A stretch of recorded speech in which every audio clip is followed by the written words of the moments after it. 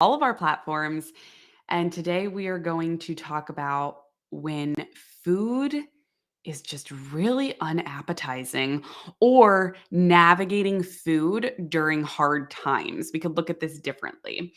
So, we've had a couple requests on Instagram specifically of people that had COVID or one of their, throughout the many years that now COVID has been around, experiencing parosmia, which is that loss of smell or taste that can happen. And this can happen other ways than just COVID, but it's more specifically in the past few years we've seen more and more people talking about it where they've lost their taste, they've lost their smell and or their sense of smell, right? And then when they look at food is just extremely unappetizing because we've lost our taste of smell and or excuse me, lost our sense of taste or smell.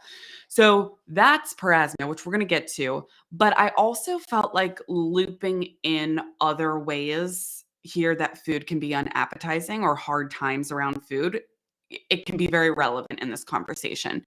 So another one would be grief. I've had a few people very close to me in my life right now experiencing loss. And just the other night, I was messaging with a friend who's experiencing extreme grief and mentioned how just the thought of food um, is completely disgusting. Like they're struggling so hard to get food in. And I know personally, I've been through seasons of grief as well where food was just so unappetizing. And if you're someone who's ever experienced this, like um please comment. We have a bunch of different cameras up and running right now, a bunch of different platforms. So if you've ever experienced a season where food was extremely unappetizing to you, can you please just say I relate in the comments so I know that you're here and you're hearing this and you're like, yeah, I relate. So again, it could be seasons of grief. It could be a breakup, a passing, of a loved one. It could be just, a lot of different things are happening in our world, different news stories that break that just hit us hard and it makes food very hard. And I'm seeing on all of our platforms right now a lot of people saying I relate. So I just want to let you know I see you and thank you so much for your vulnerability and sharing this.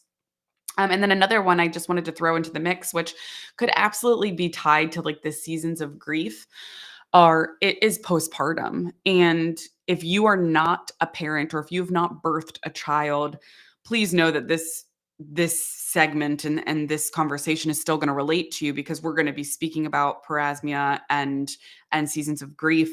But I just wanted to throw in a little bit of, personal touch on this where our relationship with food is ever changing as we go through life. And I think there's this big misconception with food freedom that you're just going to hit this point that like food is great and I love all food and I just know exactly what to eat, when to eat, and everything's perfect. And that's bullshit. Like anyone that says that, no, like I don't agree.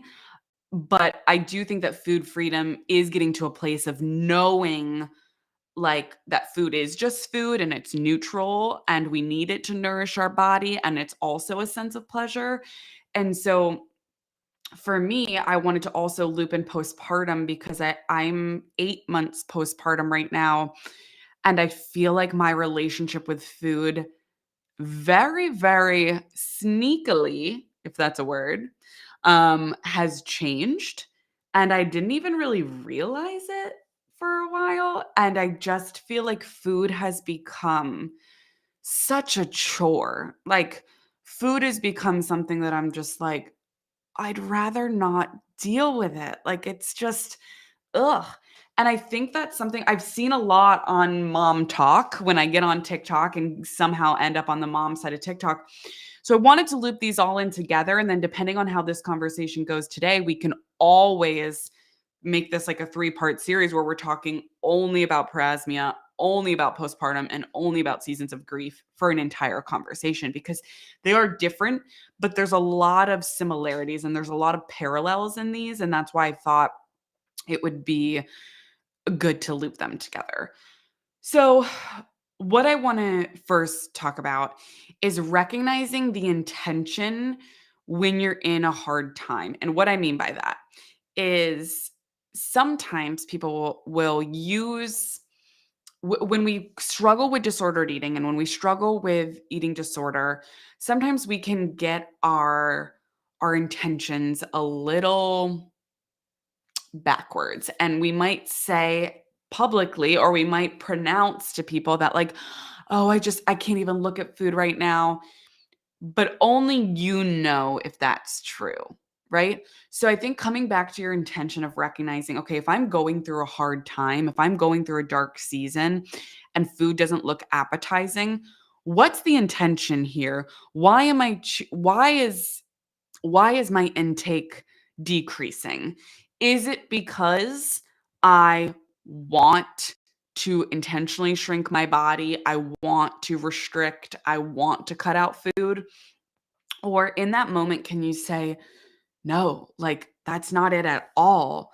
I know that I need to consume food as an act of self care to nourish my body, to take care of my body and my organs. But right now I'm in such a dark season or I'm in this hard time that it's really hard for me to get proper nourishment in. And that's something I want to make really clear because I think sometimes it can be hard if you're going through a hard season and you're struggling with disordered eating. There might be this part of you that's like, "Ooh, I'm actually I'm actually excited that I don't want to eat because that means I might shrink my body." And I shared this on a previous podcast I did about my journey to becoming a dietitian and my personal relationship with food, that when I lost my best friend in a car accident when I was 18 years old, I was extremely disordered at the time and also used food as a coping mechanism when it came to restriction and binging. So that can be a really, really difficult thing to navigate of, are you going through a hard season and a hard time, and are you struggling with disordered eating and chronic dieting? So just recognizing your intentions behind your choices. And this is another thing to recognize, is that it's so important to to be to be aware of your relationship with food, because there are always going to be hard seasons. There are always going to be hard times. Life is so unexpected. And so when you do make peace with food, when life is hard, it makes it a lot easier to care for yourself because you are recognizing what you actually need versus times that maybe we've had a really dark season and then we'll turn to restriction or we'll turn to binging as a form of a coping mechanism. Like we try to restrict, we try to binge as a coping mechanism because we want this false sense of control over everything in our life when we simply can't do that. So I want to talk about really practical ways that if you've struggled with the loss of taste and smell from COVID, parasmia, if you're struggling with a hard season of grief, if you're in a postpartum funk right now where you just feel like food is not appetizing, I want to talk about things that we can do. So I think first is just the mindset work. Um, Allowing yourself to release guilt and shame. Like when we're having a hard season, when we're having a dark season, your relationship with food, your nutrient intake, your nutrition does not need to be the first priority. Honestly, whether you're going through a hard season or not, I think it's safe to say that nutrition shouldn't be your first priority. There's so much more to life than what we eat. Um, but I want you to release yourself of that responsibility of just being, air quotes, perfect when it comes to eating. And again, this really aligns with principle number 3 of intuitive eating: make peace with food. So when you're coming into a hard season, recognizing it's okay.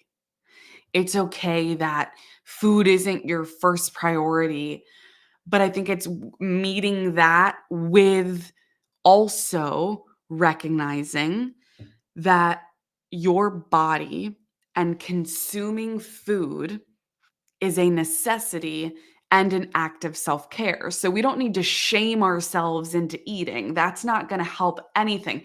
If you've ever wanted to make a change, shaming yourself into a change never works, right? And typically that's why dieting doesn't work, because we think like, oh, if I just shame myself or hate myself enough, maybe I'll make myself smaller. That does not work. So when it comes to food, recognizing, okay, trigger warning, I'm going to say a calorie amount right now, but I'm saying it from an act of, from an intention of education. Our bodies, every single organ in our body, I'm making a very weird hand motion right now. I guess I'm talking brain, heart, lungs, kidneys, every organ in our body. When we combine all of our organs, we need a baseline of around 1,300 calories just for our organs to function properly. So why I say that is when we are in a hard season or food doesn't feel appetizing, we just need to recognize that if we're already feeling physically, mentally, or emotionally unpleasant, when we don't get food in or enough food into our body, that is only going to exacerbate those feelings of unpleasantness. So it's going to make us feel physically, mentally, or emotionally unpleasant as well. And so, in addition to what we're already experiencing.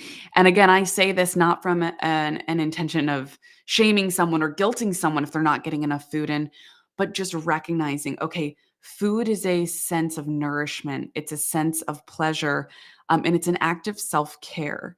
And so, what are simple things that we can do that can help us just try to get enough nourishment in? So, when we're going through dark seasons, when we're going through hard seasons, when food does not look appetizing, when food looks like a chore, when we don't want to deal with food, what can we do? And that is where we're going to get into a couple of different things today. So, first things first, recognizing this whole conversation of balance and moderation and macronutrients and nutrient density, although those can be places eventually, maybe when we're in a more neutral place, right? We can talk about those things, but when you are going through a hard season, I want you to throw all of that out the window. I don't want you thinking about your nutrient density. I don't want you thinking about, what are my macros? I don't want you thinking about any of that. That is not going to help when we're in a dark season. What I want you to think about, what I want you to prioritize is, what can I get in? What food, what beverages can I consume that are going to sit well with me and make me not want to like yak, right? Depending on how intense your dark season is. If you're going through extreme grief, if you're going through extreme depression or anxiety, or again that the parasmia where food is just so unappetizing, what simply sounds good? Like, and I'm not talking good from morality, I'm talking good from like, what can I get? So I want us to throw the conversation of nutrient density out the door. That's not going to serve us right now. What sounds pleasant? Okay, we're going to start there. And usually, a way that I prompt clients to really think about this is, let's think about textures first. So before you even think about food, think about textures. So not food groups, but textures: crunchy, salty, creamy, soft, chewy, right? Like there's very different textures out there. And I think that when we are in a tough season and all food sounds just ugh and unappetizing, what are textures that sound good? Like that just even gives you like a little bit of like, "Mm, okay, that sounds okay." And so if let's say it's crunchy, okay, crackers, crackers, right? Great. Wonderful. If it's soft and warm, maybe it's like a let's give a shout out to my Italian husband, right? Maybe it's a buttery, warm bowl of pastina, right? If you are Italian, you know what pastina is. Maybe it's okay, maybe you're someone who's like, it's it's chewy. It's I want something tough to chew, right? Like maybe it's like a beef jerky. Like and so I want you to think texture. I don't want you to think about nutrient density. When you come into the conversation of consuming food during dark and hard times and times that food is unappetizing, I want you to lean on texture to make your decisions. And I find that that can be extremely beneficial because that's what we're going for. We're not looking for balance. We're not looking for moderation. We're not looking for macros. We're looking for textures. So that is something that I really, really, really want to hit home. Now, another big one. So the first one would be what sounds pleasurable. Let's lean on texture. The second thing I want you to think about is convenience and ease. Now, when we are going through a dark period, we don't want to think about food. We do not want to think about what am I going to cook? What's on tonight's meal plan? How many calories am I eating? What are my macros? Right? Well, first of all, dark season or not, we don't subscribe to diet culture here. So never do we want to be thinking about calories and macros and all of these things. But especially during a dark time, I find people turn to dieting as this false sense of control, heavy air quotes, like control, heavy air quotes, because dieting actually does the opposite. It doesn't give us control. It actually leaves us out of control around food. So when we think about times of grief and hard times and times that food is very unappetizing, we don't want to be prepping food because food is going to feel very it's just gonna feel like too much, right? And let's go back to textures, okay? Let's say with parasmia, there's certain foods that you can't even like be in the kitchen, or you're like, I'm gonna yak. I'm gonna yak. I can't look at this. Then no, we shouldn't be prepping like raw chicken when you feel like you're going to throw up at just the smell of food, right? Or if you're in a period of grieving, you don't want to be standing in your kitchen cooking and feeling like you have to prepare these extreme dishes, right? Now, please note everybody is different. So if you're somebody who's grieving and you're like food is a sense of comfort for me, I love to go in the kitchen and pull out old recipes and get my mind off of things, very different, right? That's a very different intention. But I find that second to texture, ease and convenience are extremely important during these hard seasons. Now, what does that look like for people? It's very different. And I want to, before we get into the ease and convenience conversation, I want to recognize privilege right here. It takes privilege, it takes sources of income to get ease and convenience with food. So that needs to be a part of this conversation as well. But ease and convenience could be Uber Eats and DoorDash food to your front door because you don't want to think about getting in a car, driving, picking it up. Convenience for you could be going to the grocery store and buying some of their like pre-made dinners. Well, they'll have like a, let's say a salmon or a chicken pre-seasoned and a veggie packet pre-seasoned. And so you're literally just shoving that in the oven and then you're grabbing, let's say, a microwavable rice packet. And that is convenience, right? Convenience might be grabbing a pre-made sushi roll from the grocery store. It could be grabbing a pre-made salad kit. It could be grabbing fruit and vegetables that are pre-chopped because like you know that if you buy them with the intention of eating them but they're not chopped, they're going to go in the garbage because you're simply not going to do it. Convenience and ease could be reaching out to friends or loved ones during a hard time and saying, I don't have the capacity to feed myself right now. I need help. And I want to make that very clear that asking for help when you need it is not a sign of weakness, it's a sign of strength. And so that's something that, as someone who's in a postpartum time, checking in on your friends that are postpartum and saying, what do you need? Sending them an Uber Eats or DoorDash gift card. I have loads of friends that I am forever grateful for those things during the newly postpartum time. Same thing for grief. Um, I have a friend right now experiencing loads of grief. Like no one person should be going through all of the things that she's going through right now.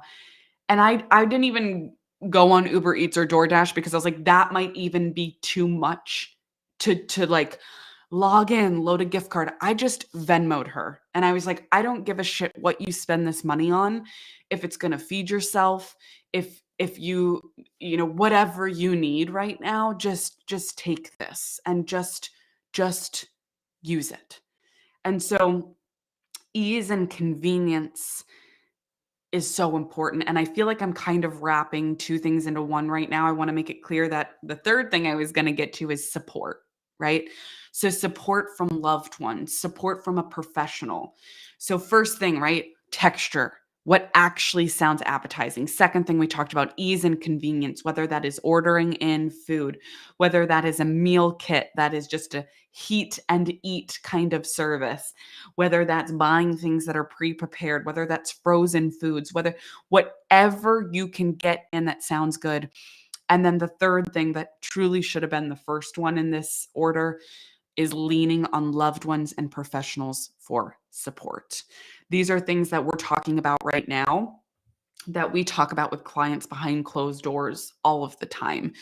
We have so many clients that have experienced COVID and parasmia and experiencing the loss of taste and smell and it having a very huge impact on their relationship with food.